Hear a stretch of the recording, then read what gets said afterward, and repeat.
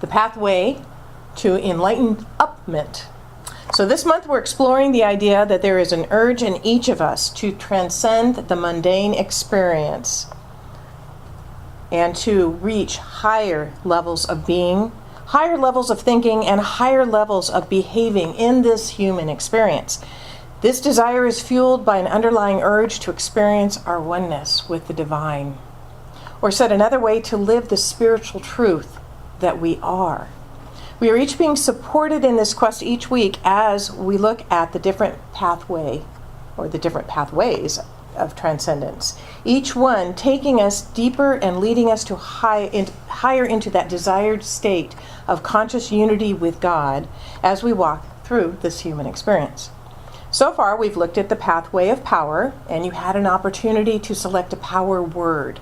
And I can show you what those words are. There they are. Oh yeah, and I printed them out. So they're on the, if you'd like to take this to have you, just during the day. You want to have a power word to kind of bring you back to the present moment, this is a good way to do it. So you're welcome to take one of those. And last Sunday, on Mother's Day, we talked about the pathway of clarity. Remember our symbol of the Hindu god, Ganesh, right? Sweeping his mighty trunk in front of our path and clearing away anything that stands in our way of our connecting with the one clear voice of God within. That's what we talked about last week. Today is the day for our transcendent pathway of enlightenment, with the idea that the pathway of enlightenment might best be served with some enlighten-upment. So, 2 prime ministers were sitting in a room discussing the affairs of state. Suddenly a man burst in, rigid with fury, shouting and stamping and banging his fist on the desk.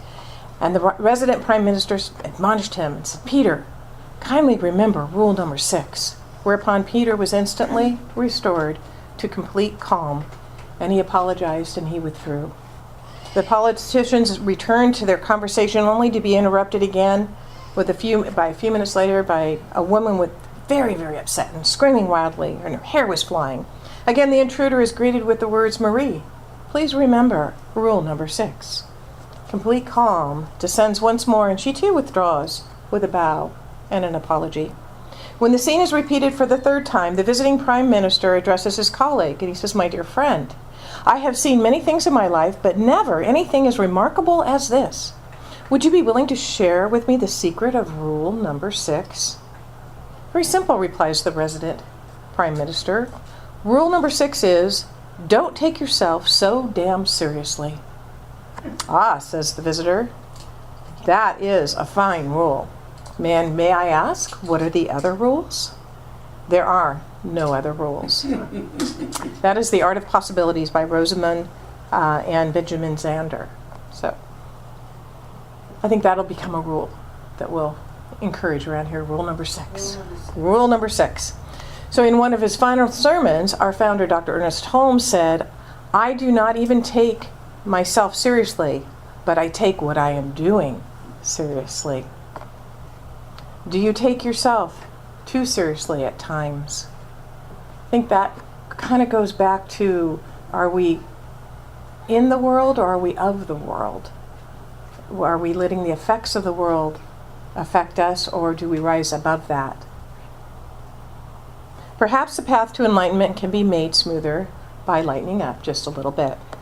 So let's begin first with laughter and joy. I think that's a good place to start.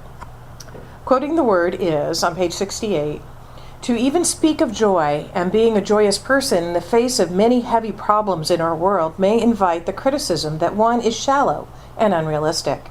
The truth is that joy can be equated with a zest for living, creative thinking and acting, high goals, and the hope of reaching them. This being the case, it would seem that the very best way possible to help ourselves and the world is to cultivate and express as much joy as possible." Sounds like a good assignment to me. I love these spiritual references to joy. In Psalms, "All who seek for God shall live in joy." Proverbs, "When a man is gloomy, everything seems to go wrong. When he is cheerful, everything seems right."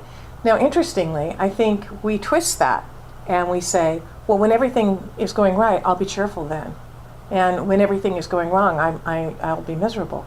But Perhaps it's the other way around. Perhaps we have to choose first to be cheerful, and then everything will go right. Proverbs, a cheerful heart does good like medicine, but a broken spirit makes one sick.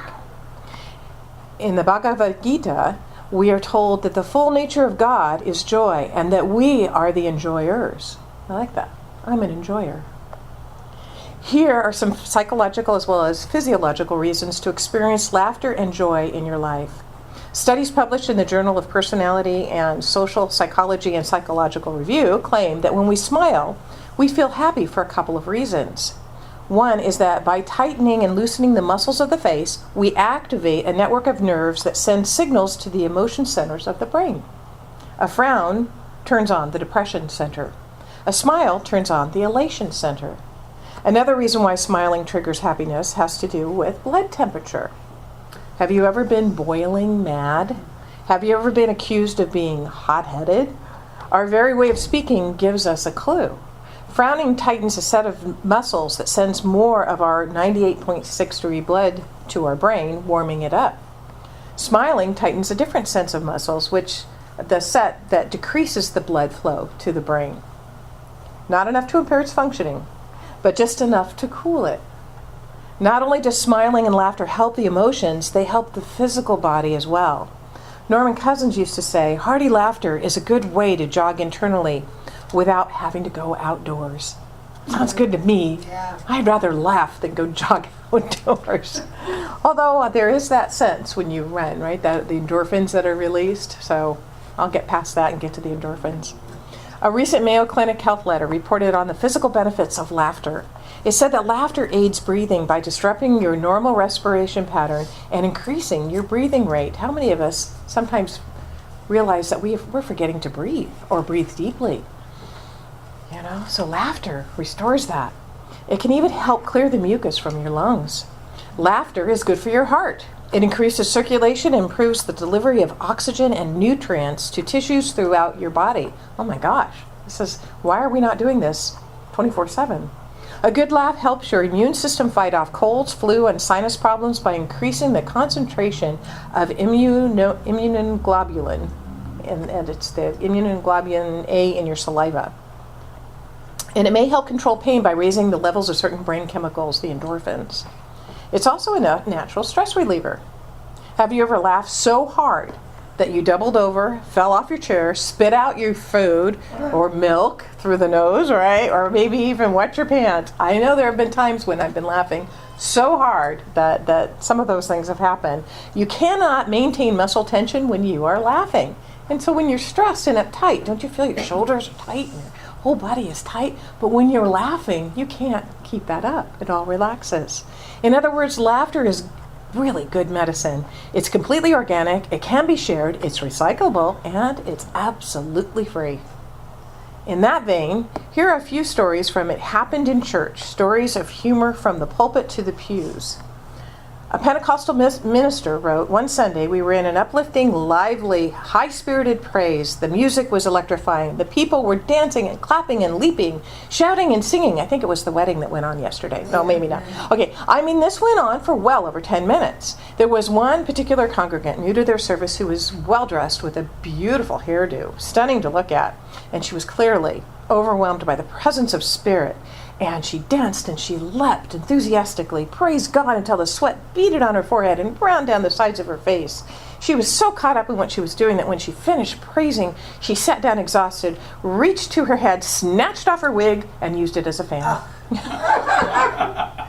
Or Reverend Billy Graham tells of a time early in his ministry, I think I've shared this story, when he arrived at a small town to preach a sermon. Wanting to mail the letter, he asked a young boy where the post office was. When the young boy told him, Dr. Graham thanked him and said, "If you'll come to the Baptist church this evening, you can hear me tell everyone how to get to heaven." "I don't think I'll be there," said the little boy. "You don't even know your way to the post office." Or the minister who asked, "Is there anyone in the congregation who wants a prayer said for their shortcomings?" "Yes," answered the man from the front pew. "I'm a compulsive spender. I throw money around like it's growing on trees. I just can't stop myself." "Very well," said the minister. "We will join together in prayer for our brother's spending affliction, just as soon as the collection is taken." And here's a video of humorous things that have happened in church.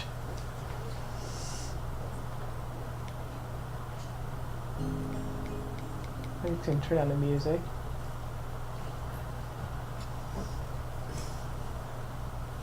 Church can be a fun place.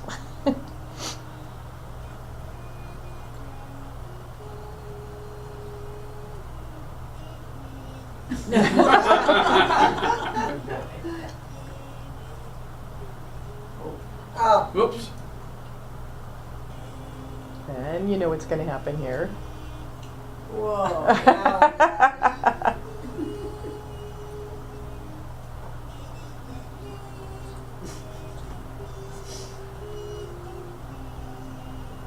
Oh.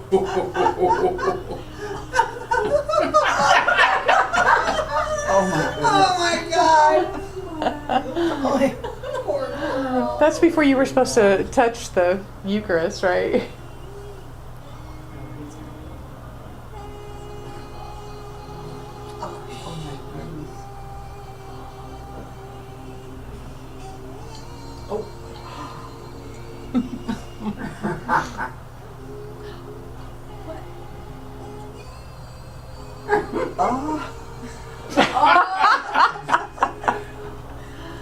That'd be the mother. There's Princess. Okay, let's go back to. Oh. Okay, C.W. Metcalf said, "Be willing to access joy in the face of adversity." Huh. It's easy to say, it's not always easy to do. Anybody see The Secret? Do you remember the woman who was ill? She had cancer, I think, and one of her treatments that she gave herself was to watch funny movies and to laugh and to laugh. And then the great mystic Teilhard de Chardin once said, "Joy is the infallible sign of the presence of God." Of the presence of God. Laughter and joy, cornerstones of the pathway of enlightenment. But wait, there's more. On to number 2, kindness and service.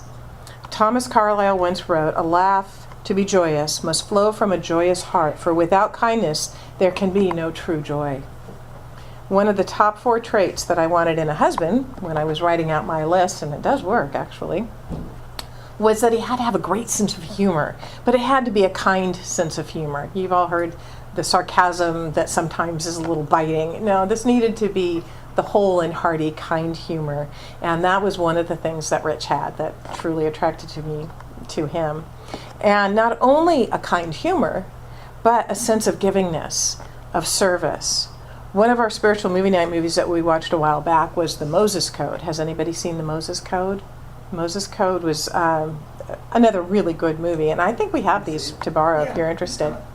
It talked of 3 keys to unlocking the Moses Code, G-O-D. And the G stood for giving. Giving of oneself in kindness and in service to humanity. There's another way we talk, or that we walk this is another way that we walk the transcendent pathway of enlightenment through our loving service, or sometimes it's called seva, which is sacred service. Mother Teresa, on kindness, was once asked how she could serve the population that she served through the ones that had the horrible diseases, like, the lepers and the ones that were dying, and they were just, they were just very tragic. And she said that in the face of every person she holds and serves, she sees the face of her beloved Christ Jesus. There was a story in the Boston Globe some years ago about a bride-to-be, and I know this has been on the internet as well, who had planned a lavish wedding only to be jilted, stood up at the altar at the last minute, right? The woman had the choice of losing the deposit for the reception or having a party regardless. And the woman had the wild notion of treating the down and out of Boston to a night on the town. The hostess sent invitations to rescue missions and homeless shelters, and waiters in tuxedos served the senior citizens propped up on crutches and aluminum walkers. The bag ladies, the vagrants, and the addicts all came together and ate chocolate cake, and they danced to the big band melodies late into the night. Then there was the young man who was working for Kinko's FedEx during the last recession, and he was in a chat room, and they were discussing how everyone needs to see what they could do to help each other now during the difficult times. He had the idea to offer those who were looking for work free copies for their resumes. He took this to the management, who said yes. And so Kinko's and the FedEx stores started offering folks the opportunity to copy up to 25 resumes for free. What a simple thing to do. That did not cost them all that much, but look how many people it could possibly touch and help. Mother Teresa wrote, "There's a light in this world, a healing spirit more powerful than any darkness we may encounter. We sometimes lose sight of this force when there is suffering or too much pain. Then, suddenly, the spirit will emerge through the lives of ordinary people who hear a call and answer in extraordinary ways. Some of us wish to wait until our gift is potent and comprehensive enough to solve all the world's problems. Seeing that our gift does not stop all the suffering, we decide that it is inadequate. But every gift is a drop of water on a stone. Every kindness a flash of color or melody helps us remain hopeful and in balance. Each of us knows some part of the secret, and each of us holds a small portion of the light. We can thrive on the earth only if we each bring what we have to offer and offer it at the family table." So have you heard the parable of the spoons?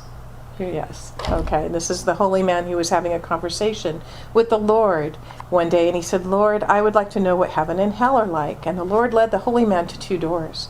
He opened one of the doors, and the holy man looked in, and in the middle of the room was a large round table. In the middle of the table was a large pot of stew, which smelled delicious and made the holy man's mouth water. The people were sitting around the table, and they were thin and sickly, and they appeared to be famished. They were holding spoons with very long handles, and each found it possible to reach into the pot of stew to take a spoonful, but because the handle was so long, it was longer than their arms, they could not get the spoons back to their mouths. The holy man shuddered at the sight of their misery and suffering, and the Lord said, "You have seen hell." Then they went to the next room and opened the door. It was exactly the same as the first one. There was a large table, round table in the middle of the room with a large pot of stew, which made the holy man's mouth water. The people were equipped with the same long-handled spoons, but here the people were well-nourished and plump and laughing and talking. The holy man said, "I don't understand." "It is simple," said the Lord. "It requires but one skill. You see, they have learned to feed each other." We are in this together. We are all in this together, and we all bring a piece to the puzzle. We all bring a gift, a light, to help make this world a better world. We enlighten up our path when we open our hearts to one another. In his book, The Art of Being, religious science author Dennis Merritt Jones writes, "The fact is, every day we can be a new day of enlightenment for us when we remember this truth. You and I can never be closer to spirit than we are in this holy moment. We can only be more aware that we are already 100% pure spirit. When we do this consciously, we call it enlightenment. Laughter and loving service, or enlighten-upment, are ways that we can become conscious to the pure spirit